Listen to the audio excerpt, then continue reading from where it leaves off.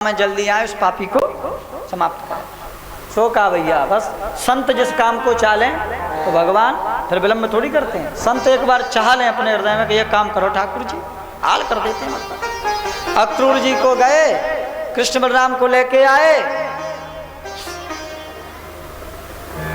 नंद बाबा ग्वाल वाले भी आए, मैया से क्या है परसों जाएंगे, परसों आ जाऊंगे।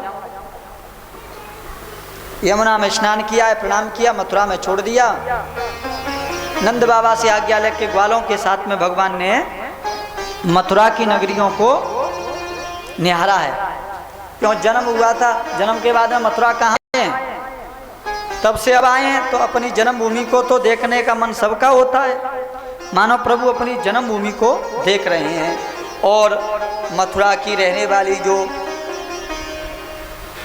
स्त्रियां हैं, ब्रजंगना हैं, वो नारियां अपनी महलों के अटारियों पर चढ़ चढ़ के और कृष्ण के ऊपर, कृष्ण बलराम के ऊपर, ग्वाल बालों के ऊपर पुष्प की वृष्टि करके उनका अभिवादन कर रही हैं।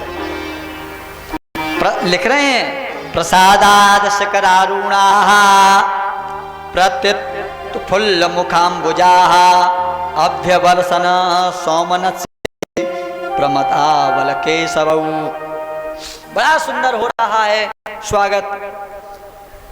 ब्रजवासियों के लाला जी जो हमारे कपड़ा है ना, ये ठीक ना लग रहे जगह के अनुसार, थोड़े कपड़ा मिल जाते तो। एक धोबी के पास में गए, विश्राम घाट यमुना में। माँ बोली धोबी मामा राम राम, हमारे ग्वाल वालों को कपड़ा दे दो। धोबी कंस का बिल्कुल बिल्कुल चेता था, वो सब जानता था। अरे बोले रुक जा, जो काम महाराज 2 घंटे बाद करेंगे वो अभी मैं अभी कर देता हूँ। और मोंगरा लेकर मारने के ताई दौड़ो।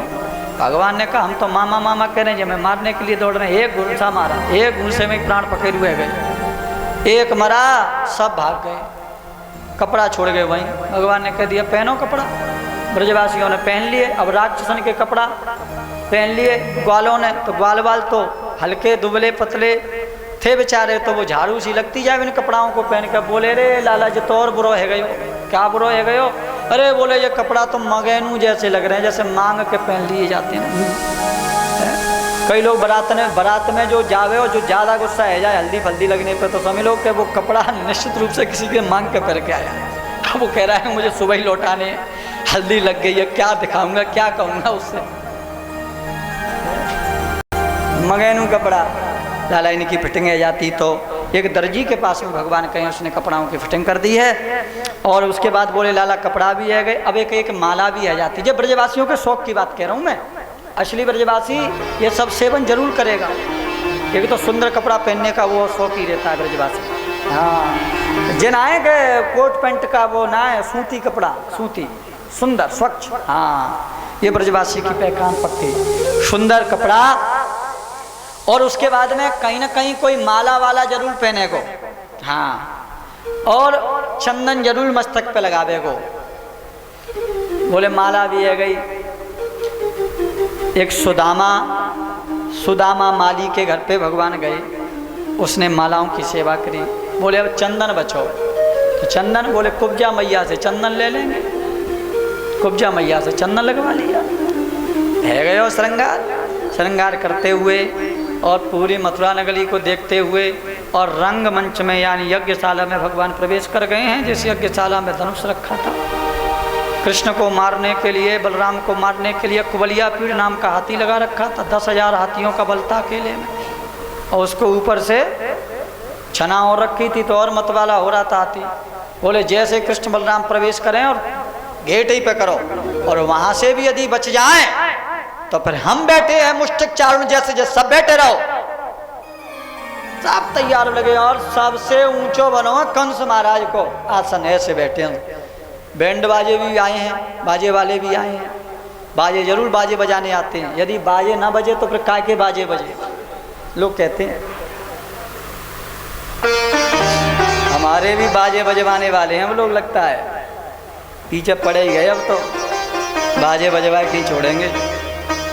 बाजे की रेट से ही पता चल गया कि बाजे कितने कर रहे हैं। श्याम सुंदर बहुत आनंद ले रहे हो भाई साहब।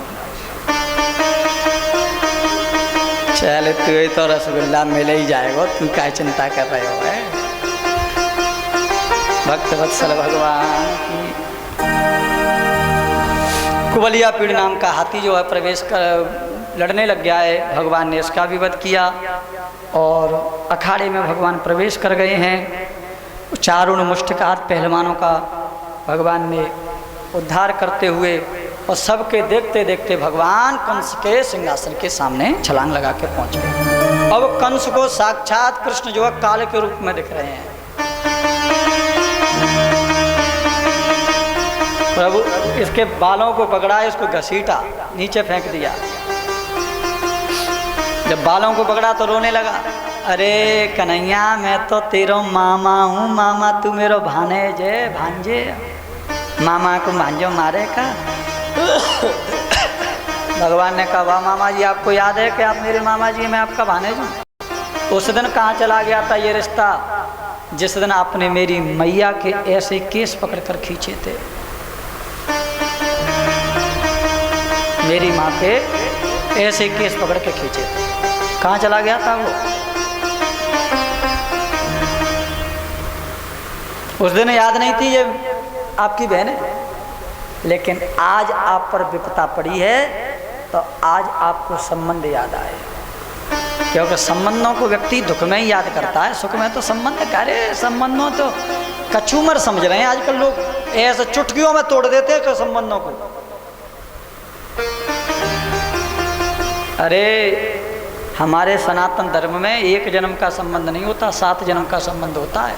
चुटकियों में 7 जन्म का संबंध कैसे जोड़ दोगे? अरे चुटकियों में तो तोड़ भी नहीं सकते तुम 7 गांठों को, बताइए कि तोड़ भी दोगे? पता नहीं राम जी ये मुसलमानों की जा भावना कहाँ से आ गई, उसमें नहीं कर देते हैं तलाक तलाक तलाक, छोड़ी छोड़ी छोड़ी सो छूट गई, कबूल कबूल कबूल सोई आ गई। अरे भाई जे का है मशीनें कचू छोड़ी हो आ गई, का है भैया? ऐसी भाषा का प्रयोग हम लोग तो न करें, कचूमर न समझे अपने रिश्तों को। ये रिश्ते अनमोल होते हैं, इनसे निखार आता है जीवन में, इनको तोड़ो मत। हर रिश्ता अपनी जगह पर यदि आप निभा रहे हैं तो वो आपको खुशबू देगा, उसमें सुगंध आएगी। और कहीं गड़बड़ कर रहे हैं तो, बेईमानी कर रहे हैं तो वही रिश्ते सड़ जाएंगे, और सड़े हुए में तो दुर्गंध आती है। बोलो राधे राधे। आजकल रिश्ते खींच खड़ोड़ करके चल रहे हैं। अरे बाहर के तो छोड़ो, पत्नी के रिश्ते इस समय खींच खड़ोड़ करके चल रहे हैं, राम राम राम के भरोसे चल रहे हैं। ये स्थिति हो रही है संसार की। जो पत्नी एक दूसरे के पूरक होते हैं, पूरक,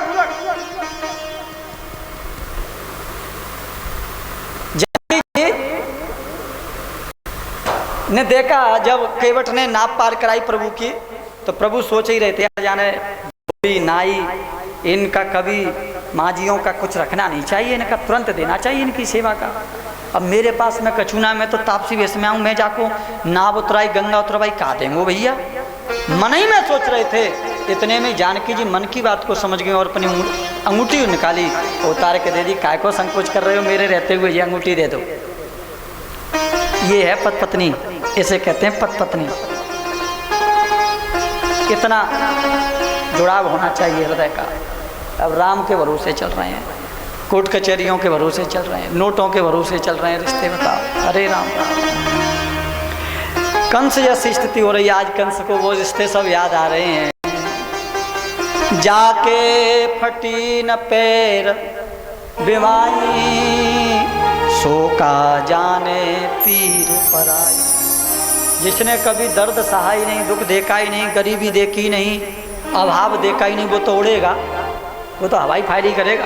वो जाने गरीबी देखी हो, अभाव देखा हो कि घर में तंगी क्या होती है, अभाव क्या होता है, तो वो कभी नहीं उड़ता। उसकी भाषा हमेशा बहुत व्यवस्थित रहती है, हमेशा संतुलन में उसकी भाषा रहती है, जो गरीबी को अपने जीवन में सहन कर लेता है। गरीबी को जिसने समझ लिया, गरीबी वो हीरा बन जाता है बंधुओं। और गरीबी में अमीरी होने का और गरीबी के भाव को न समझा, और उस गरीबी में गलत मार्ग पर पैर रख लेता है व्यक्ति, तो भले ही वो मजबूरी कहे, लेकिन ऐसी मजबूरी भी अच्छी मजबूरी नहीं मानी जाती।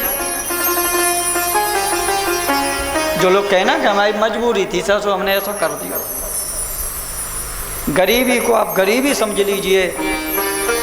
गरीबी में आप में मेहनत करने की लगन आ जाएगी, आप में चलने की लगन आ जाएगी, आप में हिम्मत आ जाएगी, आपका डर निकल जाएगा।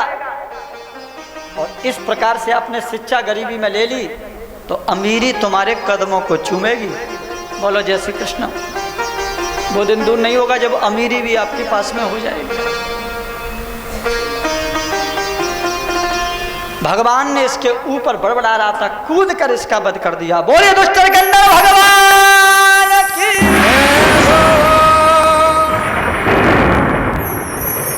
जैसे ही कंस का वध हुआ, तमोगुणी रजोगुणी जो वृत्तिया वाले थे उनका मानो सबका ही अस्तित्व ये है मथुरा नगरी ब्रज नगरी से समाप्त कर दिया प्रभु ने। जहूं और आनंद ही आनंद छा गया, सबके हृदय खिलखिला गए, सबके हृदय आनंदित हो गए। सब चपला चपलता बस तख्त की लगाकर गोविंद की ओर देख रहे हैं, श्री कृष्ण की ओर देख रहे हैं। आज ये मथुरा मधुरा हो गई, आज ये मथुरा सनात हो गई। उग्रसेन महाराज पवन रेखा को पुनः राजगद्दी पर अभिषिक्त कर दिया, वसुदेव देवकी को के चरणों में प्रणाम किया, कारागार से मुक्त कर दिया। यथावत जो धर्म पूर्वक जो नीति है, वर्ण व्यवस्था जो है वो स्थापित भगवान ने कर दी पुनः, और सत्य सनातन पूर्वक जीवन होने लग गया सबका। वसुदेव और देवकी ने विचार किया, दोनों पुत्र आ चुके हैं, उम्र भी हो रही है। शास्त्र कहता है ब्राह्मण का जनेऊ संस्कार 8 वर्ष तक, क्षत्रिय का जनेऊ संस्कार जो है 12 वर्ष तक, और वैश्य का जनेऊ संस्कार जो है 14 वर्ष तक हो जाना ही चाहिए। अब ये 11 वर्ष कुछ दिन के हो गए हैं, समय अवधि आ रही है। संस्कारों से जीवन जो है खिलता है, लेकिन लोग संस्कारों को ही छोड़ते चले जा रहे हैं। जैसे नामकरण संस्कार, अब बताए नामकरण संस्कार पंडित जी से ना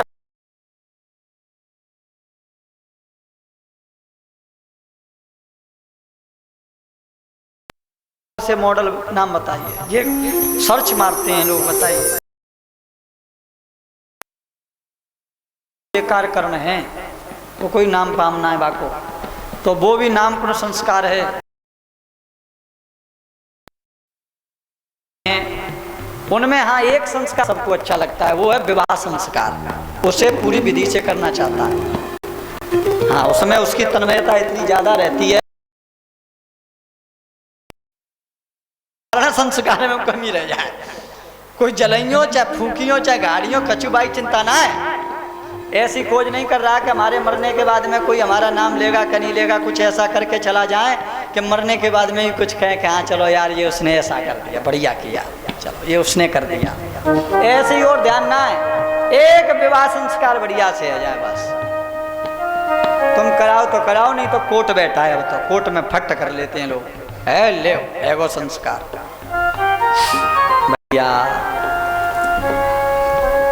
यज्ञोपवीत संस्कार होना चाहिए, यज्ञोपवीत संस्कार भगवान का कराया है, कृष्ण बलराम का। सांदीपनी गुरु के यहाँ अविंतकापुरी में, सांदीपनी गुरु के यहाँ अविंतकापुरी में, जिसको वर्तमान में उज्जैन नगरी बोलते हैं, जहाँ के हमारे ये तबला वाले भैया आए हैं। हाँ ये महाकाल की नगरी से ही आए हैं, भारी दूर से यात्रा करके आते हैं सेवा करने के लिए भगवान की। ट्रेनों को चीरते हुए फाड़ते हुए चले जाते हैं मथुरा तक। सही है, तुम्हारे बहाने से महाकाल की रजत आ जाती है यहाँ। भक्त वत्सल भगवान की जय हो। गुरुकुल में गए हैं, 64 दिन में 64 कलाओं से युक्त भगवान हो गए। अच्छा हमने दृष्टि डाली कि ये 64 कला हैं क्या, तो हम अभी इसमें नाम तो हम नहीं ले सकते क्योंकि समय का अभाव है, और हमें आज भगवान का विवाह करना है, ठाकुर जी का आज विवाह करके ही मानेंगे। पूर्णिमा भी है, कल तो ग्रहण लग जाएगा ना, आज ही करना है, ठीक है, हाँ आज ही विवाह करना है। तो 64 जो कलाएं हैं वो हमने पढ़ी विस्तार से दिन में, तो उसमें मैंने देखा है गान विद्या से लेकर नाचने विद्या तक, खाने पीने की विद्या, बनाने की विद्या, बिगाड़ने की विद्या, बांधने की विद्या, सारी विद्याएं 64 विद्या में आती हैं। लेकिन लोगों की धारणा ऐसी रही होगी, शायद हमारी भी धारणा थी लोगों की, क्यों कि ये 64 जो कलाएं हैं ये केवल कोई दिव्य शक्तियां ही होंगी, लेकिन शक्तियां नहीं हैं। घर कैसे बनाया जाता है, घर में व्यवहार कैसे रखा जाता है, किसी व्यक्ति को अपनी ओर कैसे आकर्षित किया जाता है, मुसीबत के समय पर उस मुसीबत को कैसे एकदम किल दिया जाता है, ये सारी विद्याएं इसके अंतर्गत है। इसलिए मैं कहता हूँ एक बार 64 कलाओं को अवश्य पढ़ लेना चाहिए। हम कह रहे हैं नाम से तो पढ़ लो कम से कम, तो भी ज्ञान आ जाएगा और पता भी चल जाएगी कि हमारे अंदर कितनी कलाएं हैं। भगवान के अंदर तो 64 कलाएं, हमारे भी अंदर तो कलाएं हैं, कितनी कलाएं, ये भी ज्ञान हो जाएगा। तो भागवत में ये अवश्य पढ़ लेना चाहिए। उसके बाद में शिष्य जो है अपने गुरु को मुंहमांगी दक्षिणा देता है। शिक्षा के बाद में विधान है, स्नातक जो मार्कशीट होती है उस पर क्या लिखा रहता है? अब जाके पास में संस्कृत विद्यालय से या किसी हिंदी विद्यालय से मान्यता प्राप्त किसी विद्यालय से, गुरुकुल से आई हो मार्कशीट, तो वो जाने का काले को तो स्नातक है, नहीं तो ना जाने स्नातक। वास्तव में नहीं जान रहे हैं लोग, महाराज जी उसमें पढ़ रहा है स्कूल में, अंग्रेजी स्कूल में पढ़ रहा है, इंग्लिश मीडियम में पढ़ रहा है। अच्छे वाह, अरे तैन तो आसमान में पढ़ाई दियो अपनो बच्चा, वाह तेरे ऊपर मुँह को चिंता मत करे, तू पढ़ाई इंग्लिश मीडियम में बेटा। तो हिंदी और संस्कृत विद्यालय से जो मार्कशीट मिलती है उसमें लिखा रहता है स्नातक। इस शब्द का अर्थ क्या है?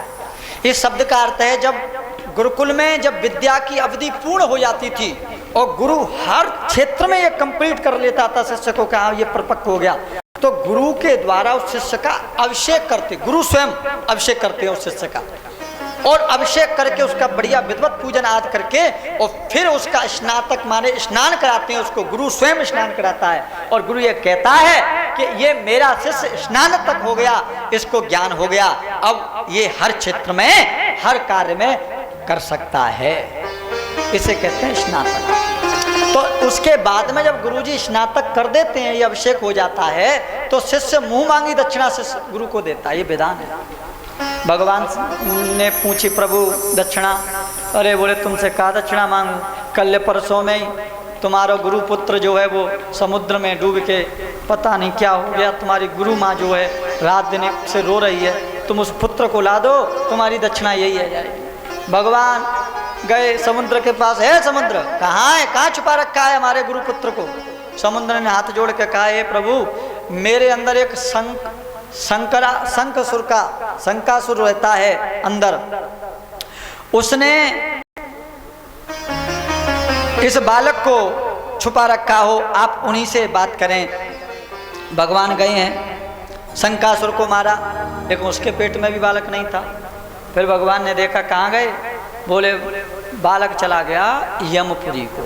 भगवान जैसे यमपुरी में गए, यमपुरी में खूब स्वागत हुआ, सत्कार हुआ, और भगवान ने कहा यमराज वैसे तो ये गुरुपुत्र अपने कर्म के अनुसार ही यमपुरी को आया है, इसको कोई लाया नहीं है, जब इसका एक प्रारब्ध था कि यमपुरी को इसे आना है, लेकिन ये हमारा गुरुपुत्र है, इसके सारे कर्म बंधनों को भूल के और अब इसे आप उन्हें बामे दे, तुरंत दे दिया।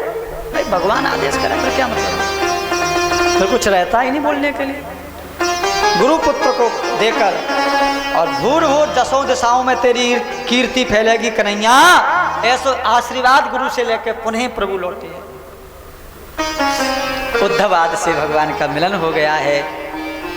भगवान ने देखा ये उद्धव जी शिष्यो बृहस्पते साक्षात उद्धवो बुद्ध सत्तमः, देवताओं के गुरु ज्ञानियों में श्रेष्ठ भगवान बृहस्पति के शिष्य हैं उद्धव जी। इन्हें अपार ज्ञान है, लेकिन प्रेम नाय बाके ताई ब्रजमंडल में भेजा। और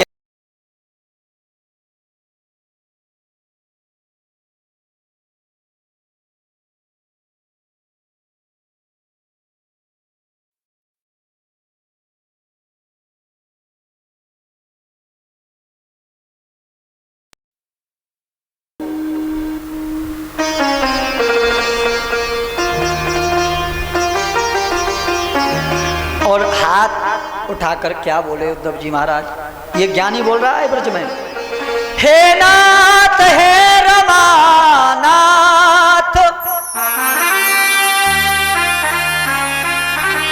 ब्रजनाथ नासन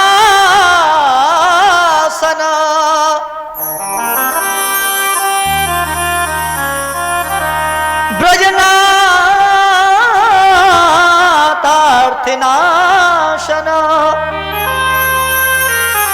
मन्नमुद्धर गोविंद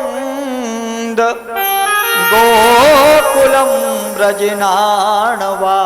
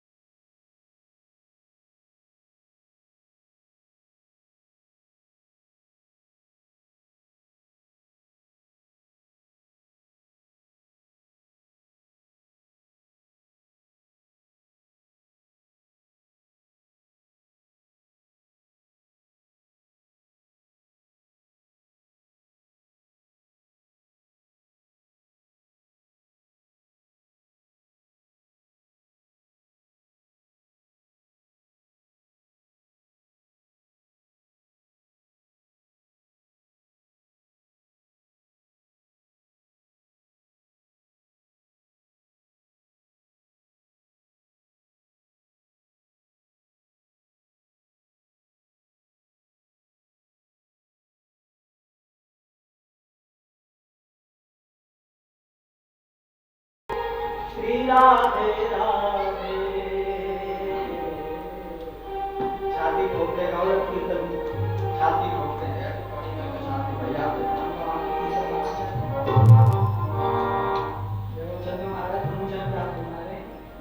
कब घटना बंद हो, कब आक्रमण बोले का विवाह हो। जय राधे राधे श्री राधे राधे।